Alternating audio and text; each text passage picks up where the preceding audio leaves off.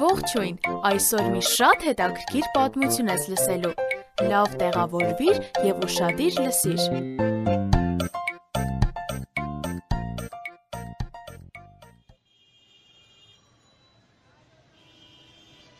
Կյանքի դպրոց մաս 3, առաջին բուժօգնություն։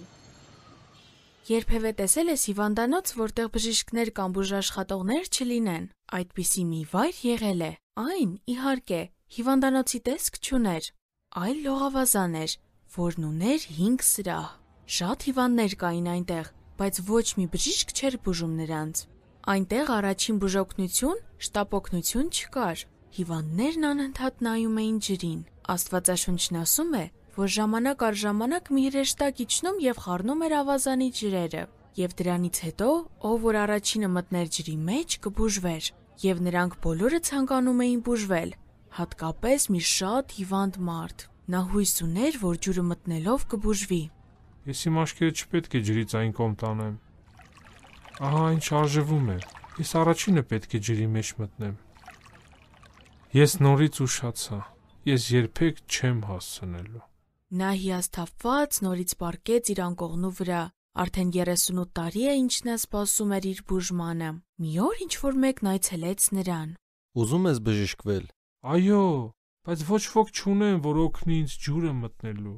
Վեր կաց, վերցրու անկողինդ և քայլիր։ Տղամարդը կանգնեց և նա բուժված էր։ Բժշկություն առանց վիրահատության կամ դեղերի։ 38 տարի անց ամբողջովին բուժված։ Տեսնես մյուսներն ուրախ էին նրա համար։ Ինչ ես անում։ Այսօր շաբաթ է։ Այսօր արգելված է, որ անկողինդ տանես։ Այն մարդը, որ ինձ բժշկեց, ասաց, որ վերցնեմ անկողինս և գնամ։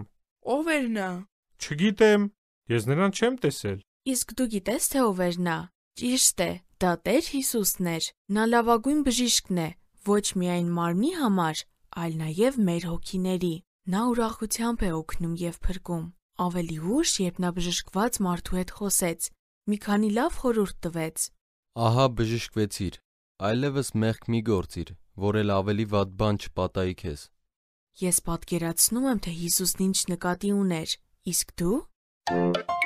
Մեզ հետ կարող ես կապվել hypocric@gmail.com հասցեով։ Կրկնում եմ HAYPOCRIC@gmail.com Կհանդիպենք հաջորդ թողարկմանը։ Ձեզ հետ է և Նիկեն։